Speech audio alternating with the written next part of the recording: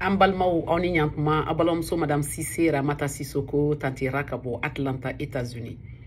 Bien samedi do et mars kalot le mois saba. Le 23 mars 2024 kamalien befo malikono ani malikoka. Nya fongo mina video kungurundo ke parce que nyaba la malila ani Afrique du chamana demisenu chaman kelembe ke uyere di ka boisson do mi ko boisson énergisante. Ko boisson do mi me énergie de mogoma.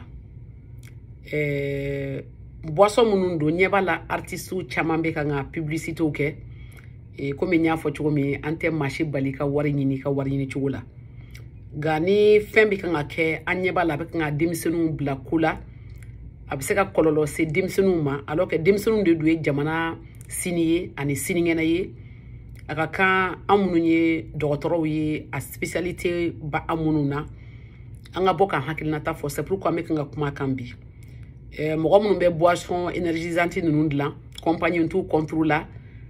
mogo ma fendi an wasanga do yo be ka do fente me me kanga fo walsa anga nyera koloshi d'abord pourquoi wawe ko boisson énergisante o koroye abe énergie de mogo ma énergie re mundi fanga fana a modelu kacha hakili fanga bi dusu fanga bi farikulo fanga bi ni yera fanga bi fanga on te kelinye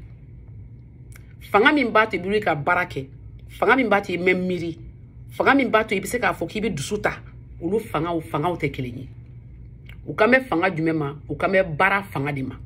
ka fo fanga be kila ka do de girimanta fanga be kila warsi kana sengen jona u kambo énergie dima o énergie be boyoro jume fen fanga o fanga na be adamade nina minye farikulo fanga yi a fanga te bo foi la ni duminite ni mogo ma duminike ibe sa do ibe toni bashi mindu ibe moni mi ani kini mi ba do ani jimi ba mi aka ni nono ni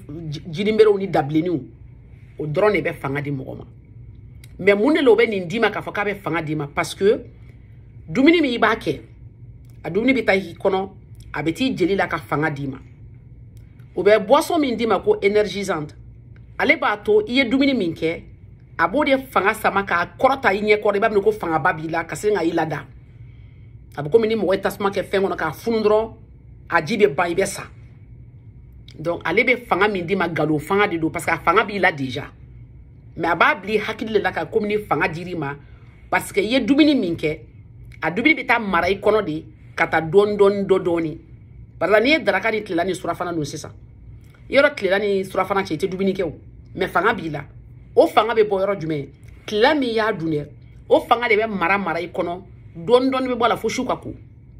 boni e boisson énergisante no mi abato fanga mi ya ta midi kata fo shufela abo fanga de samaka bila ni fanga ibe gringiri ka buli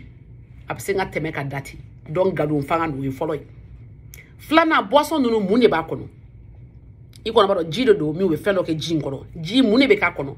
a fen follow we café kele mi ba mi me we café de taka café taka concentré ka tobi ka ja abko mi ne sukoro ke di te concentré ya yo café kala café mi ya kala boîte ni café ika nga café mi ndu tle fla fo tle sabo boke boîte kilindron kono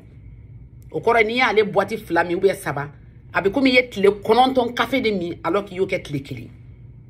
adama de faridu dane bala ni ye fen chaya i fari kono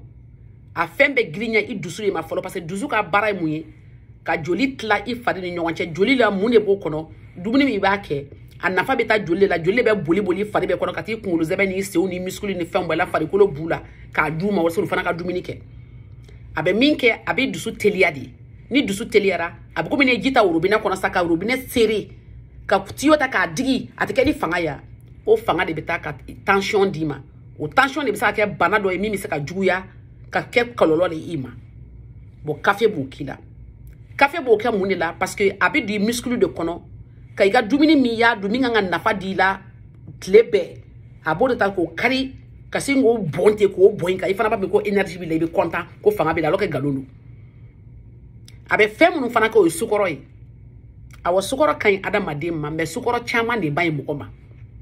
sukoro mi mbala sukoro ka cha ifari koloma n'a doni farikolo kono a b'a to dusu b'a miiri ko dumuni caya dusu fana b'i teliya fɛn bɛɛ ye adamaden dusu de a b'i hakili fana ta ka i hakili teliya i b'a ye n'i b'a min i bɛ hawuja dɔɔni ya i bolo bɛ yɛrɛ dɔɔni bari a ka giri farikolo de ma nin boisson ninnu gouvernement kan ka décision de ta ka nin boisson ninnu yɛrɛ interdit denmisɛnninw na parce que recherche y'a yira k'a fɔ mɔgɔ minnu bɛ boisson ninnu min u bɛ san 15 ka taa san 30 la jamana kɔnɔna na wala que jamana kɔnɔna na san 15 ka taa san 30 la denw o de ye jamana fanga ye o de ye jamana sini ɲɛsigilaw ye donc n'u ma kɔlɔsi jamana bɛ bin sini o de kama an bɛ kan k'an ɲɛsin an ka autoritéw ma Mali autoritéw ma aw ka ko bɛɛ kɛ nin boisson minnu a b'a fɔ ko énergisante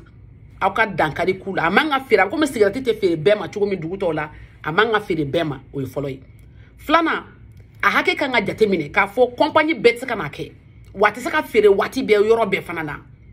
walasa an ka se k'an denw kɔlɔsi kɔlɔlɔ kana taa se jamanadenw ma min ye jamana sini ɲɛsigi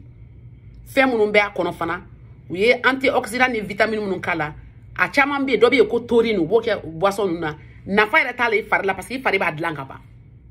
a kɛra la dɔrɔn k'i hakili de ɲagami n'a ye walasa i fanga i dusu ka miiri ko fanga bɛ ka sɔrɔ a fanga tɛ yen donc ne b'a ɲini aw fɛ boisson énergisante ninnu aw k'aw kɔlɔsi aw kana min o ye fɔlɔ ye n'aw b'a min a ye fitinin dɔrɔn min parce que café min b'a la a ka ca aw hakili ma a ka ca aw dusu ma a ka ca aw farikolo ma a bɛna aw bana sini donc n'a ye nin message mɛn